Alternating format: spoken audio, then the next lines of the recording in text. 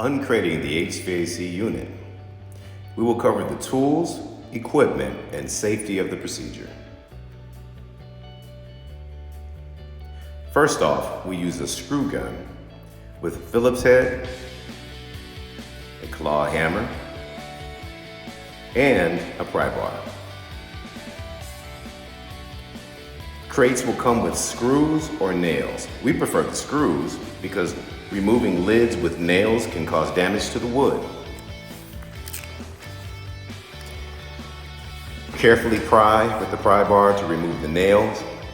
And when it's time to lift the lids, make sure you do with 2 or more people to make sure that there is no injury or damage to the unit. Carefully place it on the cart. Once again, use 2 or more to lift the lids. Be careful to not let any of the corners of the lids drop into the unit, which can cause damage.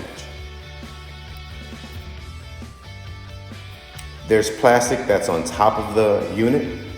Starting with the clear plastic, we go ahead and we roll that up and we save it for a later date so that we can use it to repack the unit and to send it to Springfield, Massachusetts.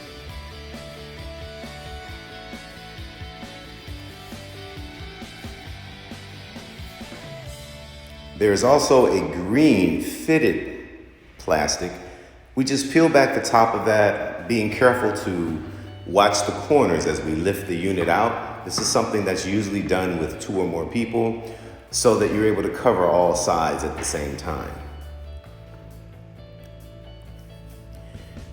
We will need a gun, an extension, and an 8mm socket in order to take out the 8 screws that are holding the unit inside the box. Carefully remove those screws and be careful to not drop the extension or the socket on or in the unit. We also have hooks that are hanging from the crane that we use to lift the unit out of the box. As you lower the hooks down closer to the unit, be careful not to come in contact with the unit. The straps are also labeled evaporator and condenser. Please put them in the proper location. And make sure you also do it with the hooks down on all 4 corners. This is so that the unit is level when you raise it out of the box.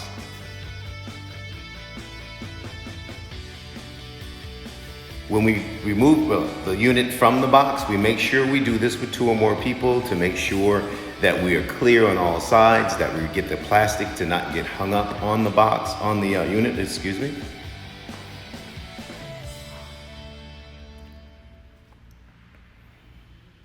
So we carefully raise the unit and we carefully place it onto the jig. Once again, we use 2 or more people for this so that we can look at the clearance on all sides. We want to make sure we're clear of the drain. There are drains on the front and the back.